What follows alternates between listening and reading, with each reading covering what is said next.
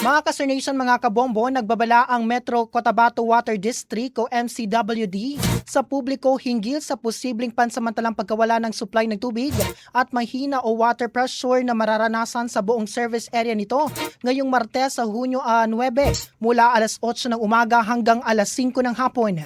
Ayon sa MCWD, mga ka-Sir isasagawa ang upgrading ng transformer sa Dimapatoy Pumping Station sa Barangay Awang Dato, Udin, Sinso at Maguindano del Norte. Mula sa kasalukuyang 167 kVA, papalitan ito ng mas mataas na kapasidad na 333 kVA upang mapahusay ang operasyon ng pasilidad. Dahil sa naturang aktibidad, kinakailangan bawasan ang operasyon ng mga water pump habang isinasagawa ang upgrading. Bunga nito, maaari ring makaranas ng pansamantalang pagkawala ng tubig ang mga concessionaire na matatagpuan sa matataas na lugar at mga endpoint ng distribution system.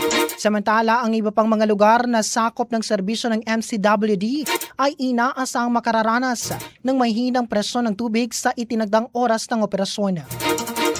Tiniyak naman ng MCWD na ginagawa ng kanilang production team katuwang ang Colite ang lahat ng kinakailangang hakbang upang matapos agad ang proyekto at maibalik sa normal ang serbisyo sa lalong madaling panahon.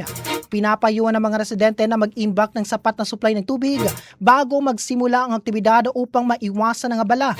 Humingi rin ng pangunawa ang pamunuan ng MCWD sa mga maaapektuhang concessionaire at nagpapasalamat sa kanilang patuloy na kooperasyon habang isinasagawa ang pagpapabuti ng pasilidad na magbibigay ng mas maayos at matatag na serbisyo sa hinaharap.